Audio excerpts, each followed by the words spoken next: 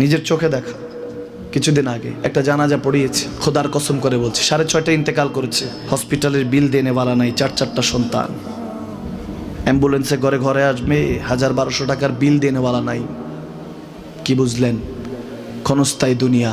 মুমিনের কম থাকলেও আমি বলি, কেউ যদি এসে বলে হুজুর একটু দোয়া করেন, খুব পেরেশানিতে আছি, আমি তার হাত চুমু খেয়ে বলি তোমাকে মোবারকবাদ, আল্লাহ তোমাকে ভালোবাসে।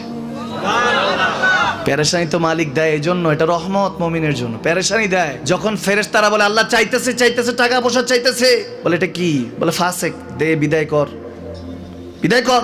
তার চাওয়া আছে, বিরক্ত লাগে, বিদায় কর, কি লাগে দে। আল্লাহ 10 কোটি দিয়েছে, 100 কোটি দিয়ে বিদায় কর। মুমিন যখন চাইতে থাকে আল্লাহ আমাকে কিছু লাগবে, যখন একটু করে চায় আমার মাটাকে সুস্থ করে দাও, বাবাটাকে আল্লাহ আমার স্ত্রীকে, আমার আমাকে একটু তৌফিক দাও, চাইতে থাকে মুমিন। আল্লাহ বলে যখন ফেরেশতারা দেখে মুমিন চাচ্ছে, দেরি করতে পারে না, তাড়াতাড়ি খাজানা নিয়ে দিতে নেবে, আল্লাহ বলে রাখোস না, এত তাড়াহুড়া